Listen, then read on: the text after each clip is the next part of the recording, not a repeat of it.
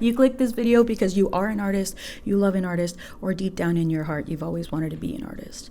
You click this video also because things are really f***ed up right now. I'm from the United States, as is the majority of my audience, and in the past few months, some things have happened here that have changed things for us forever. Maybe in your country, things are just as bad or worse. Or maybe in your personal life, things are just as bad or worse. I hear you. I see you. I understand. Take a deep breath. The question is, when things are falling apart like this, how can we possibly make art? What can a pencil or a pottery wheel or a piano possibly do at a time like this? The answer is a lot. It can do a lot. This is Bad Bunny, Benito Antonio Martinez Ocasio, who earlier this month made history with the first Spanish-speaking album to ever win a Grammy for Album of the Year, and 2 weeks later went on to host the single most viewed Super Bowl halftime show in the history of the NFL. You know what's happening to Latinos in the United States right now.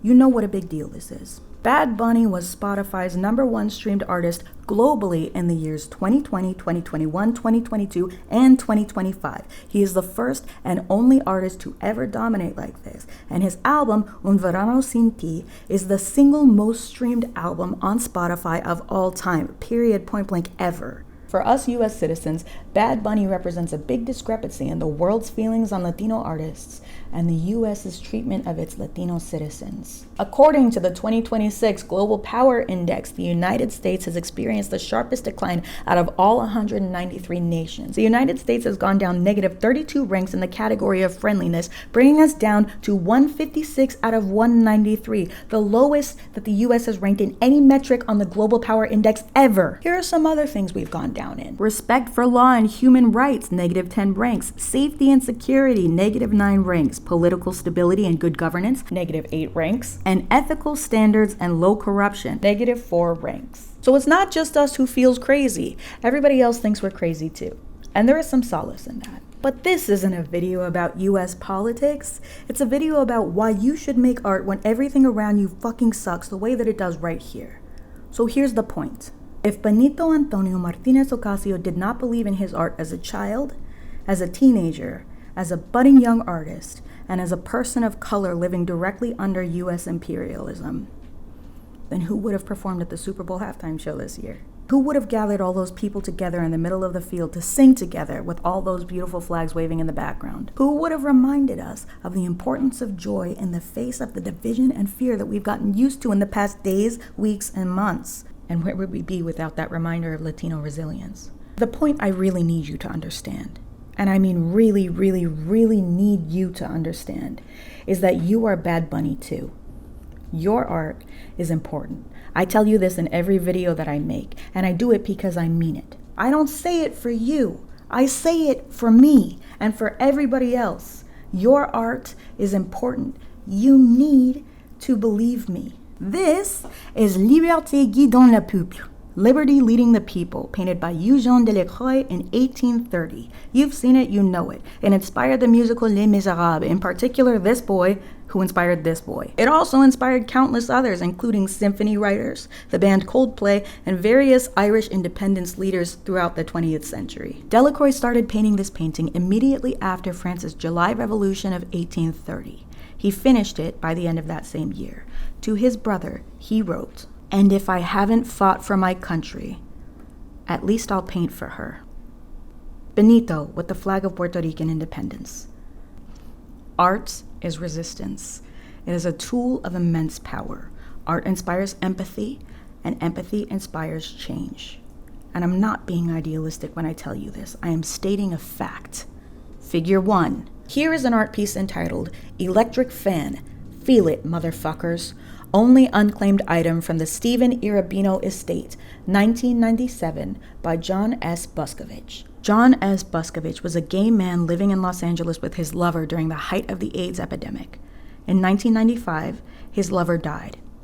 And Stephen Irabino, his lover's family, came and cleared out the entire apartment while Buscovich was out because they didn't want to acknowledge Stephen's queer identity. The family took everything except for this box fan. The box fan is the only evidence left of John and Stephen's life together.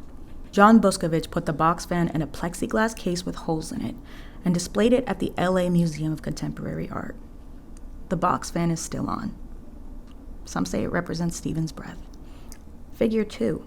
Abel Mirapool wrote the song Strange Fruit in the year 1937. 2 years later, Billie Holiday did a cover of that song, and Time magazine named it the most important song of the 20th century. It is the most important song of the 20th century, and it's one of the most important songs ever written. I'm not going to play it here or put the lyrics up on the screen, but if you're not familiar, please do go listen to that song. Figure 3. Graffiti in Gaza.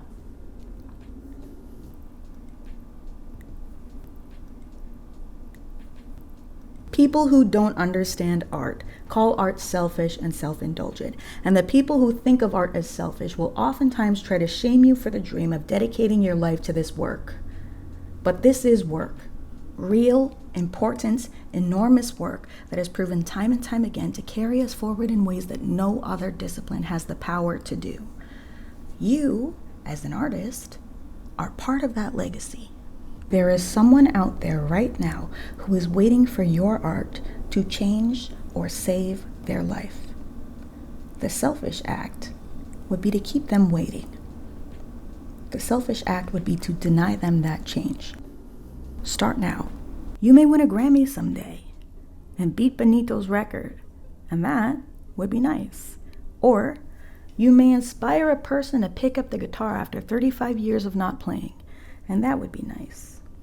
Or some lonely kid in a part of the world that you will never see might read your comic or your book and quietly hold on for one more day. And that would be nice too. All of these things are equally important, and you won't know what happens until it happens. As a matter of fact, you may never know it all. But as an artist, I'm telling you, these things do happen all the time. Here are some messages that you've sent me in the past few months, and I don't share these to brag. I share them to share, because in the grand scheme of things, I don't consider myself to be anyone special. I just do my work.